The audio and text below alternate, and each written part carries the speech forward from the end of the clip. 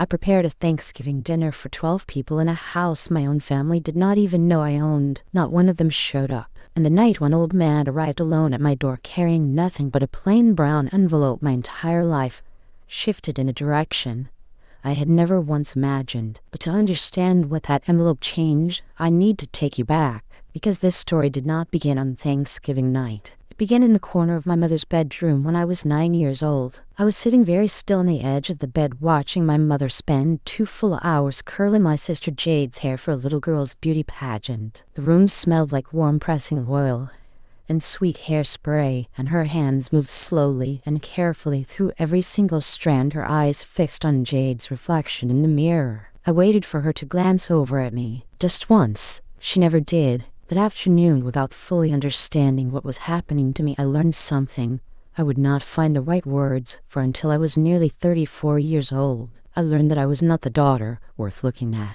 25 years later, everything on paper said otherwise. I'm Serena Whitfield. I run a wealth advisory firm right here in Atlanta, Georgia. 47 families trust me with their financial futures.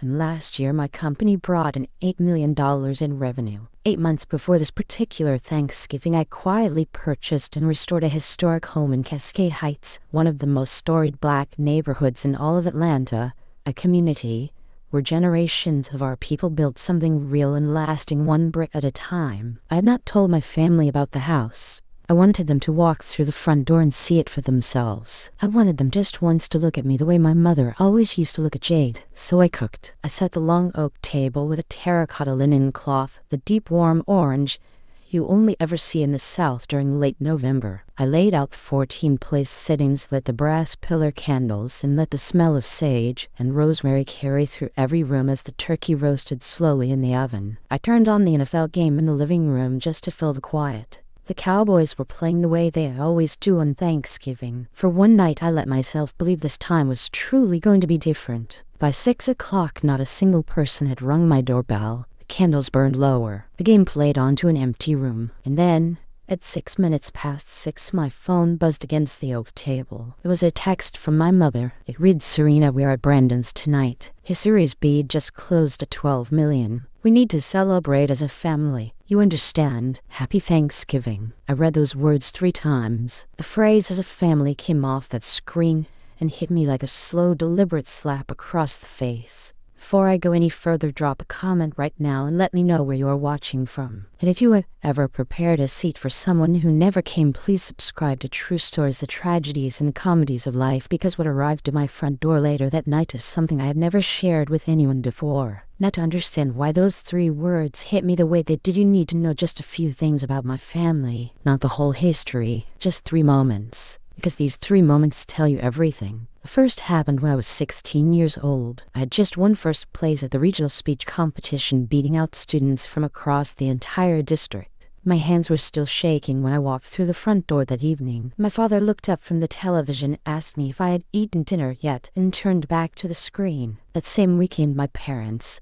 had a photograph of Jade at a charity gala professionally framed and hung on the living room wall. That picture is still hanging there today. The second moment came when I was 27. I wore a blazer I had bought at a thrift store and pressed until it looked completely new. I sat at my parents' kitchen table with a 40-page business plan and asked them for a $40,000 loan to start my firm. My father did not open the binder. He pushed it back across the table with one finger and said, "Financial advising is not a real business, Serena. Brandon is out there building something real." I drove home that night and sat alone in my car for a very long time. The third moment my family still does not know about. 2 years ago, I found out my parents were 3 months behind on their mortgage. I set up an anonymous trust and paid it off entirely, every last cent. The following Sunday, my mother stood up at church and thanked God for a financial miracle. She wept in front of the entire congregation. She never once suspected that the daughter she called too busy to care about family was the one who had been keeping a roof over her head. So that is the family who sent me that text. I set my phone face down on the table and told myself to breathe, but after a long moment, I picked it back up and opened Instagram. At the very top of my feed was the pink glow of a live broadcast glowing around my sister Jade's profile picture. I tapped it. The screen filled with the bright lights of a high-rise apartment across the city. Brandon was standing at the head of a long glass dining table carving the turkey the way a man carves it when he knows 60,000 people are watching him do it. He looked directly into the camera and said, "This is what Thanksgiving is supposed to look like. Real family, real success, real gratitude. Not some pity dinner at a random house nobody even knows exists." My mother was in the frame behind him, nodding slowly, her champagne glass raised. Then someone in the comments asked where I was. Jay turned the camera toward herself and said in a voice that was soft and careful and entirely rehearsed, "Honestly, this is a high vibration night. We just needed to protect that energy. I want you to stop here with me for just a moment." Because what I felt watching it was not rage. It was not even sadness. It was something much older than both of those things. The second I heard my mother's voice come through that screen,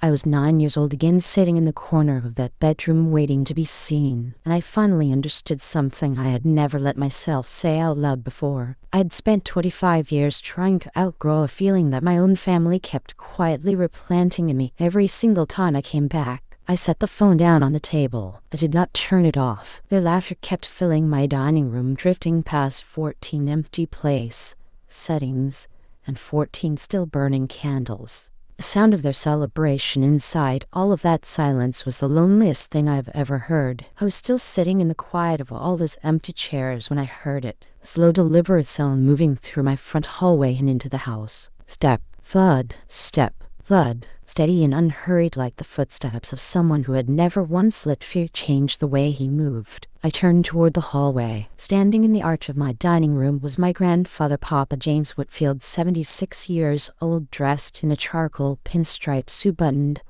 all the way to the collar, the way he dressed on every day that had ever mattered to him. He had spent 40 years as the principal of a high school in southwest Atlanta, and he had always taught more by the steady example of how he lived than by anything he ever said out loud. He had refused Brandon's dinner without hesitation. When I had asked him about it earlier that week, he said simply, "I will not break bread with a man who wears his arrogance like a name tag." He did not offer sympathy when he stepped inside. He looked at the 14 untouched place settings and the candles burning low in their holders, walked quietly to the sideboard, and poured himself a glass of water. Then he sat down in the chair directly to my right, set his cane against the edge of the table, folded both hands in front of him, and looked me directly in the eyes. He said the words I had been waiting my entire life to hear from someone in my family. He said, "I owe you an apology. I watched your parents repeat the same mistake for 30 years and stayed silent because I believed love would eventually win. I was wrong, and that is on me too." I had no words. He reached into the breast pocket of his jacket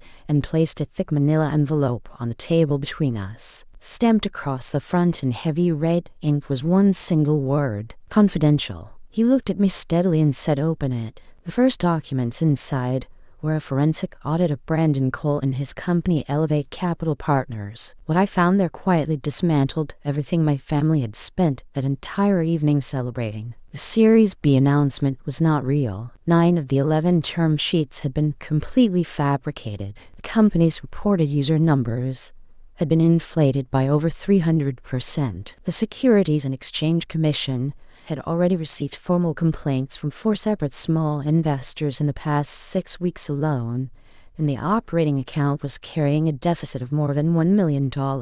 I thought I was simply reading about Brandon's unraveling. I thought this was the confirmation of what I had always quietly sensed, that the men my family had chosen to celebrate above all others had built everything he owned on absolutely nothing real. I set down the first section and reached for the remaining pages near the bottom of the envelope. And then my hands went completely still, because what I was now holding had nothing to do with Brandon anymore. This part was about me. Papa James had established an irrevocable trust fund in my name years earlier, built slowly from his own savings, and set aside entirely for my future. The balance was $1,800,000, protected and untouchable. I turned to the final page. At the bottom were 2 signatures on a wire transfer authorization dated 48 hours before that very night. The funds had gone directly into an account belonging to Brandon Cole. The signatures read Dorothy Whitfield and Raymond Whitfield. I looked at my mother's handwriting for a very long moment. I had known those letters my entire life. I had seen them on school permission forms, on birthday cards,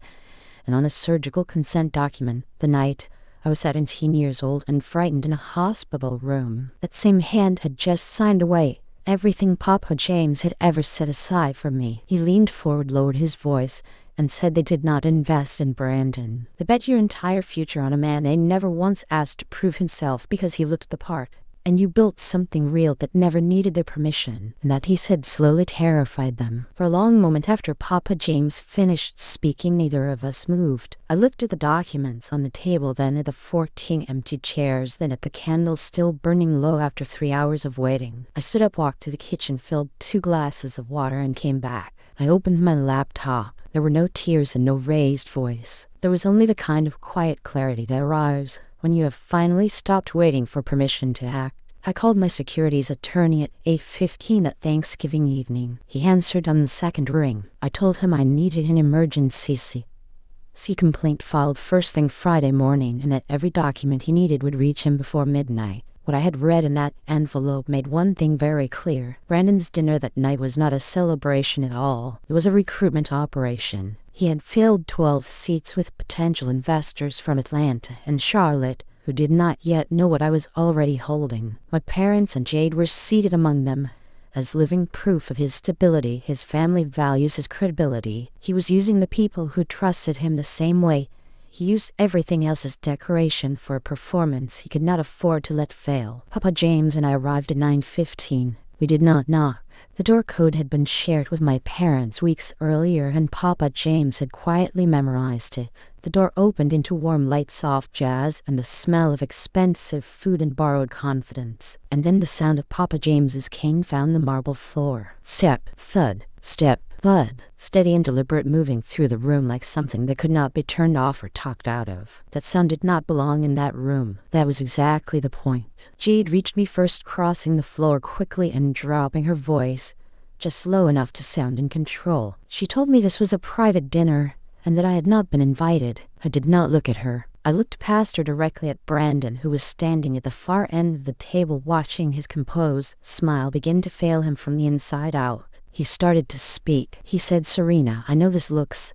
And I cut through it without any heat at all. I told him I was not there to talk to him yet. I was there to speak to the people in that room who had not yet lost their money. I set the audit file down on the center of the table, faced the room, and introduced myself the way I do in any professional setting. I said my name, my firm, and that the fund they were being invited to invest in that evening was currently under active SEC review for securities fraud. The room went completely still. Even the music seemed to lose its nerve. My mother reached me next. She closed her hand around my arm and told me to stop, that I was embarrassing this family. I looked down at her hand and said, "You wired $1,800,000 out of my trust fund and gave it to this man 48 hours ago. That was not your money, Mom. That was mine." She released my arm slowly, as though the words themselves had burned her fingers. Papa James moved to stand directly in front of his son. Raymond was 61 years old, and he had nowhere left to go. Papa James kept his voice low,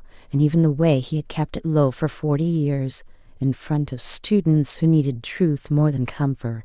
He said, "You handed your own daughter's future to a man you never once asked to prove himself, because he looked the way you always wanted this family to look. That is not love, Raymond. That is shame wearing someone else's success." The investors left one by one. No goodbyes, no explanations, just coats gathered quietly and the soft sound of the elevator doors closing behind them. Brandon was on his phone before the third couple reached the door, his voice low and unsteady, his performance completely finished. Jade stood near the window on the far side of the room, no longer certain which direction she belonged in or whose side she was standing on. A lot of people have asked me since then whether that moment felt like victory, and my honest answer might genuinely surprise you. Papa James and I did not go back inside. We walked out through the lobby and sat down together on the front steps, under the amber glow of the streetlights along Peachtree Street. It was close to 10 o'clock at night, and the November air in Atlanta carried the kind of gentle Georgia cold that settles quietly on your shoulders